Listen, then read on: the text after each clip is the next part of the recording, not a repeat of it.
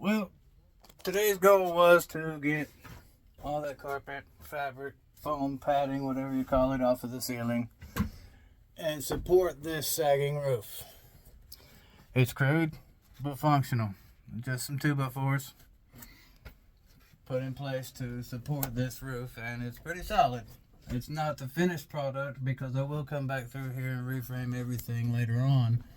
I just wanted to support it for now so it wasn't sagging as much. Probably next week or so I'm gonna come through here with some new wood and build me probably about 4 trusses across here. That way I can attach cabinet walls and ceiling panels and such like that too. But today's goal was to get the ceiling stripped off and add some support for now. And I did test this. Actually stuck a cord end on it and plugged it up.